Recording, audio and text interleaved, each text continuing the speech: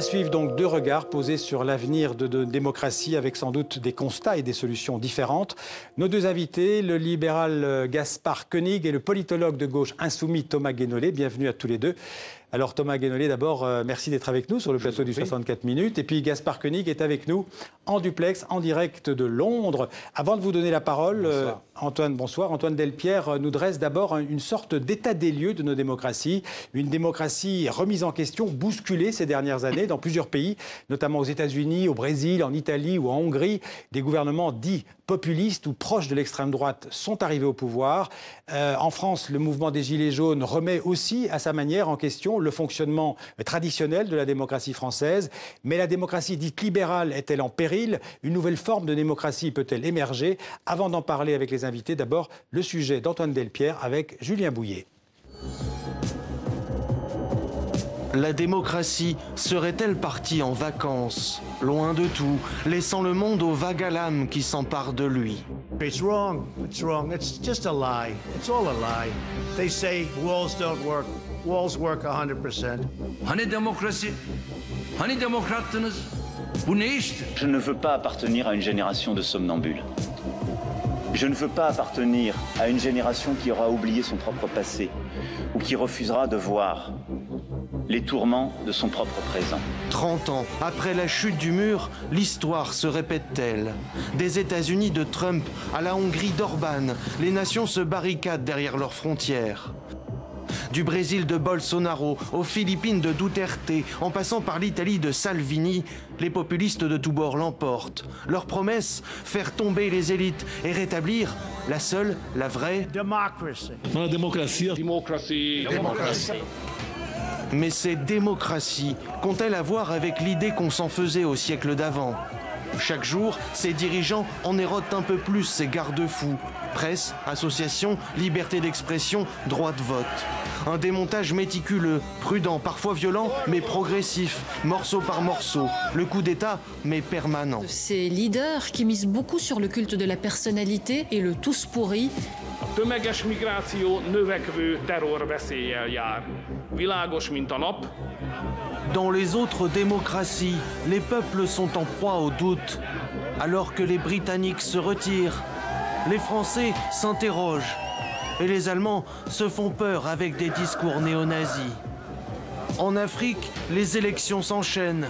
Mais le continent compte autant de démocraties défectueuses que de régimes autocratiques. But given the strange and uncertain times that we are in, maybe it would be useful to step back for a moment and try to get some perspective.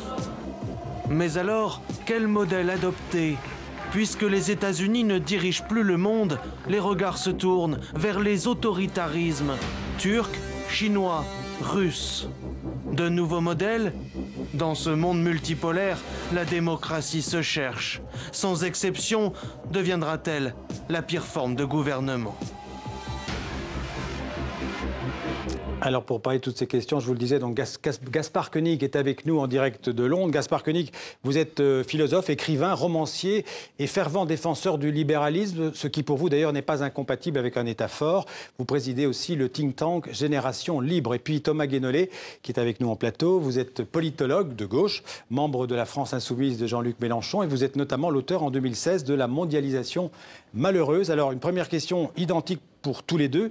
Comment se porte, selon vous, la démocratie en 2019? Quel est votre constat démocratique, si j'ose dire? On va commencer par Gaspard Koenig à Londres. Comment se porte la démocratie? Je trouve que la démocratie n'a jamais été aussi vivante, puisque on a au contraire donné la parole aux gens. Les gens ont une voix à travers les réseaux sociaux, les gens s'expriment, et les gens ont une volonté très forte de participation politique, de démocratie directe. Et j'étais assez étonné dans votre reportage d'entendre associer la fin de la démocratie avec les figures politiques telles que Bolsonaro et Trump, qui sont au contraire l'expression de la démocratie, c'est-à-dire de la volonté du peuple. En revanche, ce qui est clair, c'est qu'on traverse une crise de la démocratie représentative, avec l'ambition soit d'en appeler directement à une figure souveraine, plébiscitaire, comme le sont Trump, Bolsonaro, le mouvement 5 étoiles ou d'ailleurs le président de la République française, soit par des rêves de démocratie directe, pure et dure. Et donc ce à quoi on assiste, c'est à la fin de la démocratie représentative et à l'émergence de démocraties illibérales.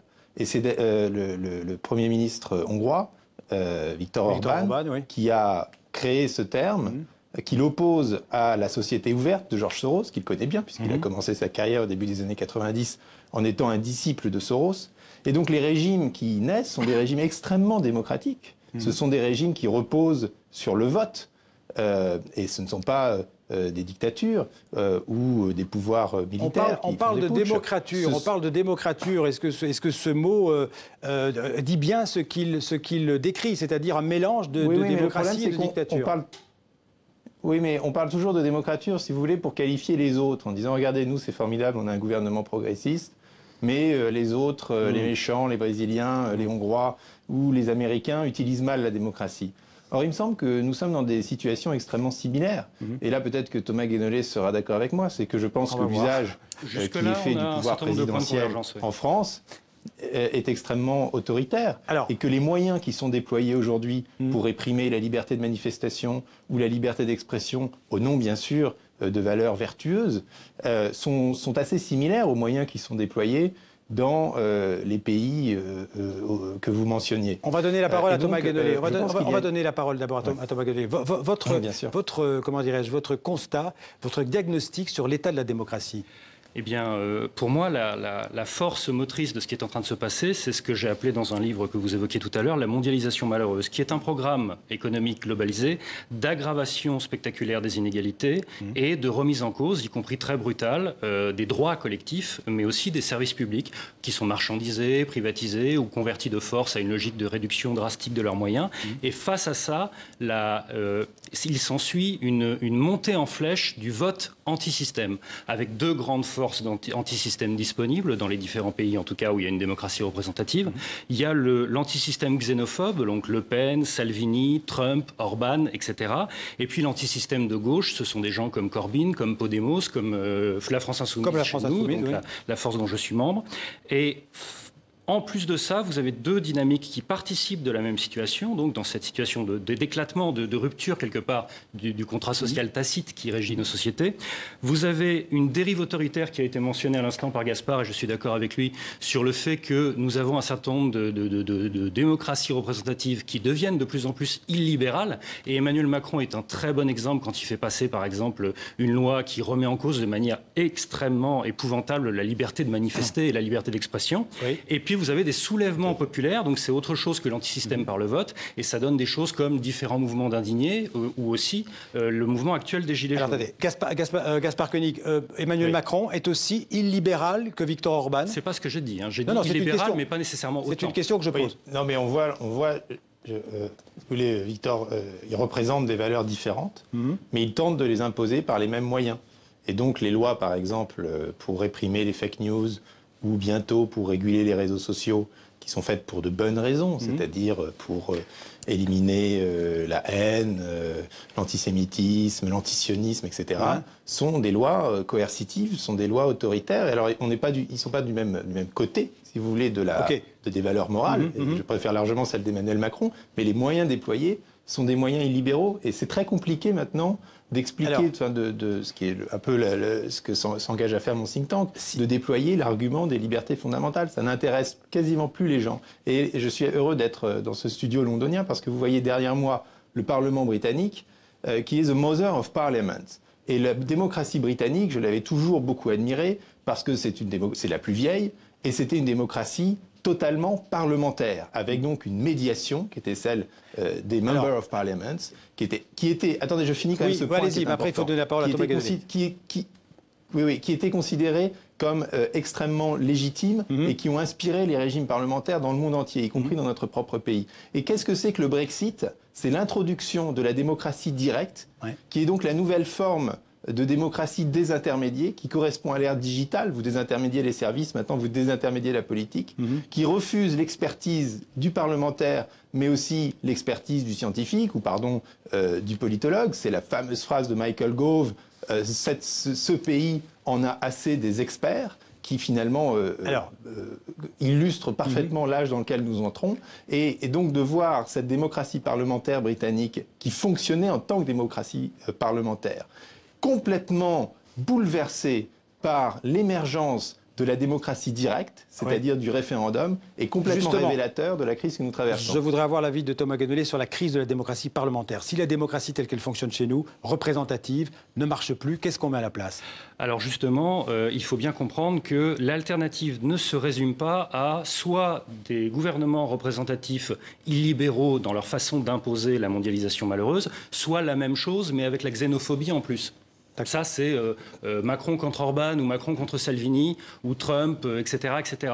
Non, il y a un autre chemin qui est possible, qui est celui de passer à la démocratie directe en considérant que la démocratie représentative a épuisé sa fonction dans le cours de... Alors, la démocratie directe, ça passe notamment par les référendums d'initiative citoyenne? Pas seulement, c'est bien, mais c'est pas suffisant. La démocratie directe, ça veut dire d'abord que les assemblées, les parlements ne seraient plus nos représentants, qui décident à notre place, ils sont libres à notre place. Ça voudrait dire que les députés sont dorénavant nos délégués. Ça veut dire donc qu'ils ne peuvent pas voter autre chose que ce sur quoi on les a élus. Ça veut dire qu'on peut les virer par référendum révocatoire. C'est important, ça. Et ça veut dire aussi que quand un problème vient sur la table sur lequel ils n'ont pas pris position au moment d'être élus, ils doivent retourner à leurs constituants pour leur dire qu'est-ce que je vais dire au Parlement. Juste rajouter deux choses très brièvement. Ça veut dire que le gouvernement devient un exécutant de l'Assemblée qui elle-même sont des délégués du peuple, c'est très important, et non pas Macron qui donnerait des ordres aux députés, votez ceci, votez cela. Le gouvernement est un exécutant. Vous aurez, je dis ça pour Gaspard, vous aurez reconnu Rousseau. Hein. Et au niveau des référendums... tout à fait, d'ailleurs je vais vous citer Constant dans 2 minutes. Voilà, alors, mais donc... vous n'aurez pas le temps si vous continuez, allez-y. Il y a ça... Non mais allez-y. Il est important aussi d'arriver à un niveau où à peu près la moitié de l'économie sur les besoins fondamentaux seraient des services publics, mais eux aussi gérés en démocratie directe et non pas par une administration centralisée. Et quand vous mettez tout ça bout à bout, vous avez une démocratie directe économique et politique tout à la fois. Et je pense qu'il faut aller dans cette direction. L'avis de Gaspard Koenig sur la démocratie directe? Oui, alors je pense que ce sont exactement les bons termes du débat, mais je m'y oppose farouchement. Les libéraux, par tradition, ont toujours été très opposés à la démocratie directe. C'était d'ailleurs le débat qui avait eu lieu entre Benjamin Constant et Jean-Jacques Rousseau il y a déjà 2 siècles. Démocratie directe qui ouvre directement la voie à la tyrannie de la majorité et qui écrase généralement les libertés individuelles.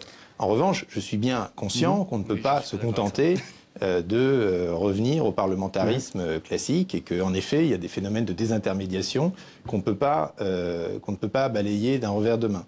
Et donc, il y a des gens qui proposent différentes options très novatrices, très innovantes, qui vont, je pense, maintenant occuper le débat public. Il y a la démocratie, donc effectivement délégative, à laquelle pense Thomas Guénolé, mais qui n'est pas tout à fait ma tasse de thé. Vous avez la démocratie liquide, c'est encore autre chose. Vous avez quand même l'idée aussi d'avoir des formes de gouvernance qui soient détachées de l'État-nation, parce que les grands problèmes sur l'environnement, sur le digital, sur l'immigration, sur le nucléaire ne peuvent plus se régler au niveau national ou même continental, ils doivent se régler au niveau international, et donc la question du cosmopolitisme est de nouveau sur la table.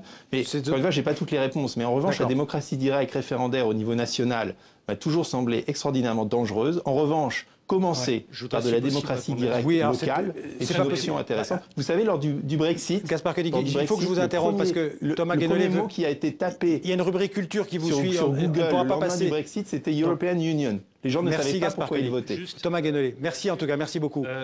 Il faut être cohérent à partir du moment où on considère que l'égalité politique entre les citoyens permet la démocratie et qu'ils ont la capacité intellectuelle de décider collectivement. Dans ce cas-là, on ne doit pas avoir peur de la démocratie directe et c'est même la forme la plus saine de démocratie. Et il y a une limite qui peut très bien être adoptée, c'est que le peuple peut parfaitement adopter par référendum une déclaration des droits fondamentaux qui fait qu'on ne doit pas aller contre les droits fondamentaux de toute minorité. Merci, dans ce cas-là, merci à tous les deux. Merci à tous les deux. Merci Gaspard Koenig d'avoir été. Vous pourrez continuer le débat après.